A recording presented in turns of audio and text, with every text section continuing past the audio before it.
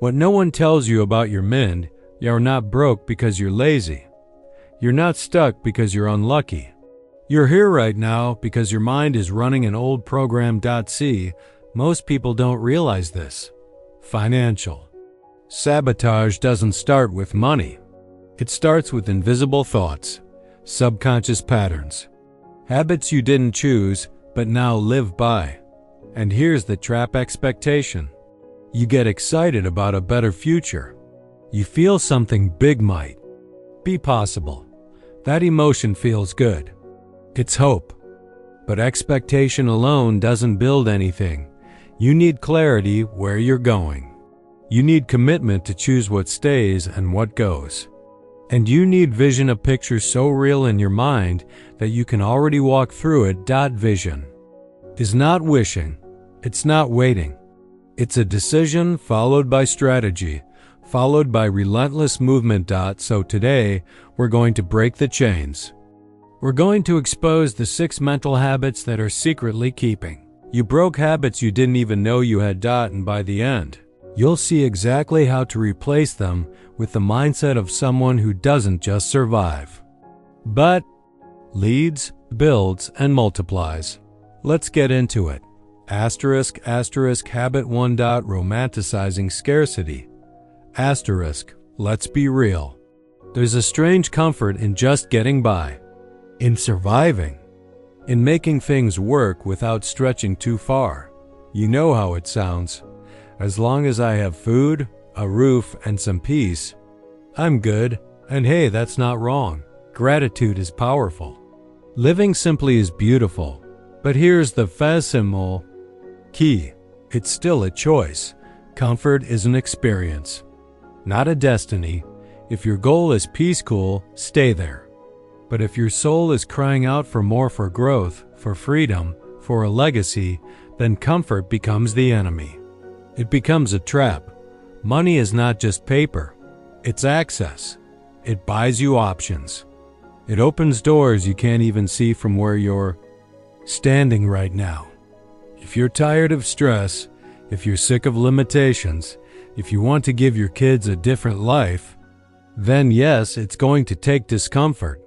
Yes, it's going to challenge your beliefs. But guess what? That's the price of expansion.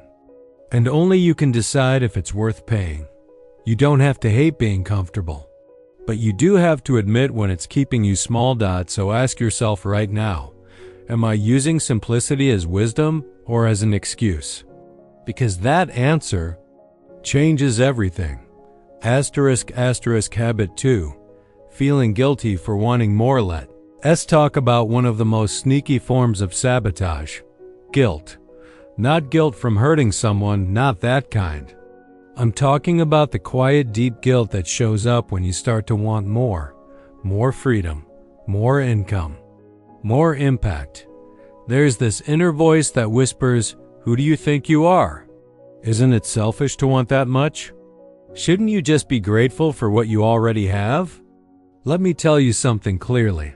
Wanting more is not the problem. Guilt is, and that guilt, most of the time, it's not even yours. It was handed to you by a struggling parent, a broke teacher, a fearful friend, a religious system that confused poverty with holiness. But here's the truth. No one ever took their money to the grave. There is no truck pulling cash behind a hearse. You don't get bonus points in the afterlife for having suffered more than others. Money is not meant to be hoarded. It's not even meant to be idolized. It's meant to flow, to serve, to create, to build, to give. If you hold on too tight, you suffocate it. If you fear having too much, you'll subconsciously block it. And if you feel guilty for wanting it, you'll never fully receive it. I've known people who had money and were miserable. Why? Because they never let it breathe. They never let it move. They saved and saved and saved and ended up spiritually bankrupt. You were not designed to hoard. You were designed to circulate, to give and receive, to release and attract. And if the thought of having wealth brings up fear, then good. That fear is your signal that something needs to heal. Because wealth does require work, yes. But more than that, it requires alignment. A decision to let go of the guilt and step into stewardship. Money isn't evil, but misused money, mismanaged. Money, feared money, that's what turns people bitter, hollow, or afraid. So let me ask you straight up. Do you believe money is for you, or do you still think it belongs to them? Because until you shift that belief, you'll keep pushing away the very thing you're asking for. You don't have to feel guilty for wanting more. You have to feel responsible for using it right. And that's what changes everything. Habit. 3. The scarcity self-image. Here's the cold truth. You will never outperform your self-image. Not long-term. Not sustainably. Because your mind doesn't create what you want. It creates what you believe you are. This is where most people lose the battle. They say, I want to be financially free. But inside, they still see themselves as the underdog, the struggler, the guy who's just trying to get by. And here's the trap. Your subconscious is always trying to prove you right. So if deep down you believe you're not worthy of wealth, you'll undercharge, you'll procrastinate, you'll self-sabotage right before the breakthrough. Not because you're broken, but because your identity hasn't caught up with your ambition. Dr. Maxwell Maltz said it best. You can't consistently live in a way that contradicts your self-image. That's why affirmations without transformation don't work. You can say, I'm rich, all day, but if you still feel small inside, your results will reflect that. So how do you shift it? You start by telling yourself the truth, not the one the world gave you, but the one you're ready to live. Here's what I want you to do. Write a description of the man you're becoming. Not his job, not his house, his posture, his focus, his standards, his energy. Then ask, what does that man tolerate? What does he pursue? How does he speak to himself? And then start being him now. Not someday. Not when money arrives. Now, because the moment you show up as your future self, everything around you starts to shift. Your energy changes. Your decisions get bolder. People feel the difference even if they can't explain it. This is how the wealthy think. They don't wait for results to believe. They believe, and then the results chase them. So let me ask you right now, are you acting from your past or your potential? If your self-image is still trapped in old stories, it's time to write a new one, because your wealth won't rise until your identity does. Habit 4. Reactive thinking versus strategic thinking. Most people don't think, they react. They wait until the problem is on fire, and then they scramble for a solution. They don't build wealth, they fight off crisis. But millionaires? They don't live in reaction. They live in strategy. They plan from the future. They decide from vision. They don't just ask, what's wrong right now? They ask, what's coming, and who do I need to become to handle it? Let me show you the difference. Reactive thinking says, I'm stressed, I need to buy something to feel better. Strategic thinking says, I'm stressed, what system can I create to prevent this in the future? Reactive thinking says, I don't have enough, I need to hustle harder. Strategic thinking says, where is my money leaking? What's my highest leverage move right now? It's not about being perfect. It's about choosing to stop living at the mercy of emotion and urgency. Here's a truth that might sting. If you're always solving the same problems, same debt, same income ceiling, same habits, it's because you're thinking in circles. Not in vision. And vision isn't fantasy.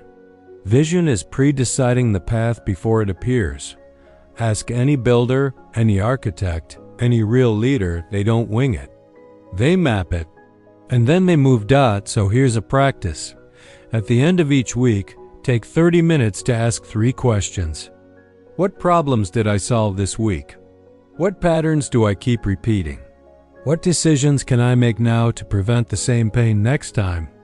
That's called mental leadership. And if you lead your mind, your life follows. It's not easy at first. You'll still feel the urge to react, to fix, to escape. But every time you pause and think strategically, you shift your entire trajectory. Wealth isn't built by intensity. It's built by intelligent repetition. So start thinking like someone who's playing the long game. Someone who's already seen the vision and is walking toward it step by step. You're not just here to solve problems. You're here to build systems, shape outcomes, and lead your legacy. Think ahead. Habit 5. Tolerating the average. One of the most dangerous habits of all, tolerating the average. Not just being average, but allowing it to stay in your space unchecked. It happens slow. You start hanging out with people who have no vision. You stop tracking your money because it's not that bad. You start saying things like, "It's fine," or "Maybe next month," or "At least I'm not as bad as so-and-so." But here's the truth. What you tolerate becomes your standard. Every time you let a half-finished task slide, your mind takes notes. Every time you lower the bar just a little, your identity adjusts. And slowly, without realizing, you build a life you were never meant to settle for. Let me ask you, are you surrounded by people who challenge you? Are you letting yourself coast because nobody's watching? Are you holding yourself to the same level of excellence when no one's clapping? Because the millionaire doesn't tolerate average, not in thoughts, not in habits, not in people. That doesn't mean you judge others. It means you protect your environment. You protect your energy. Because who you spend time with becomes who you become. Here's something to write down. Your environment is not neutral. It's shaping you constantly. So take a look around. Not just at your friends, but your screen time, your daily routines, your inputs. Are they stretching you or sedating you? Now let me be real. Raising your standards doesn't mean you become perfect. It means you become uncompromising in the direction you're going. You get to say, "I love where I've come from, but I won't stay there. I care about people, but I'm responsible for my future. I refuse to normalize low standards because my calling requires more." If you're serious about building wealth, about building impact, about becoming the kind of man your future kids will admire, then you have to stop tolerating the version of you that's just getting by. And that starts by asking, what have I been settling for? What do I know I need to upgrade today? Then do it. No permission needed. Remember this. You don't rise to the level of your goals. You fall to the level of your standards. So set them high. Guard them fiercely. And watch how fast your life starts catching up. Habit 6. Confusing activity with progress. The final trap is sneaky. Because it feels productive. It's the habit of being busy, but not becoming better. Moving fast without moving forward. Doing things without asking if they actually matter. A lot of people are stuck in motion but calling it momentum. They check emails, they watch videos, they buy books. They get inspired, but inspiration without implementation is just entertainment. Let me say it straight. If your life doesn't change, your effort doesn't count. That's not harsh. That's love. Because I want you to win, not just feel like you're trying. Progress comes from aligned action, from doing the hard, clear, focused things that actually shift your trajectory. Ask yourself, are you choosing tasks that move the needle? Or are you just staying busy so you don't have to face discomfort?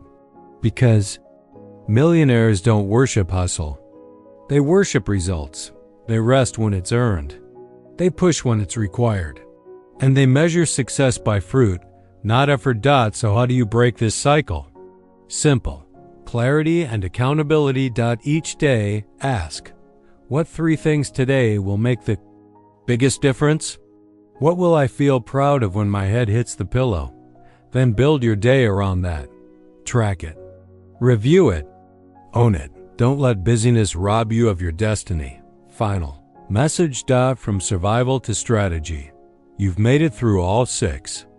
That tells me something powerful about you. You're done surviving. You're ready to build, to lead, to create on purpose. No more guilt for wanting more.